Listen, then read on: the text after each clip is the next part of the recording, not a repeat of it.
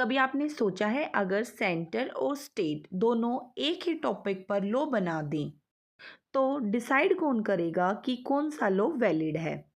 Indian constitution का answer है doctrine of pith and substance.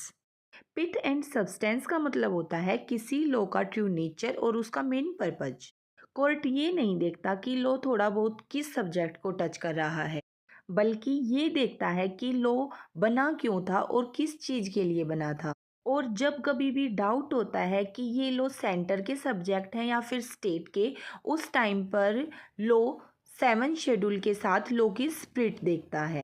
मान लीजिए अगर लॉ का मेन पर्पज स्टेट सब्जेक्ट, तो वो वैलिड रहेगा चाहे उसका थोड़ा सा अफेक्ट है जो वो सेंटर पर पड़ जाए, मीन्स सेंटर सब्जेक्ट पर पड़ जाए। इस डॉक्ट्राइन का सबसे मेन और इम्पोर्टेंट एग्जाम्पल है Prafulla Kumar versus bank of commerce 1946। इस केस में स्टेट ने मनी लैंडिंग पर लॉ बनाया जो कि एक स्टेट सब्जेक्ट है, बट प्रॉब्लम ये थी कि उस लॉ का इफेक्ट सेंटर सब्जेक्ट पर पड़ रहा था। सुप्रीम कोर्ट ने माना कि इस लॉ का मेन पर्पज लैंडिंग रेगुलेट करना है, इसलिए सिर्फ इंसिडेंटल इफेक्ट की वजह से लॉ इनवैलिड नहीं हो सकता।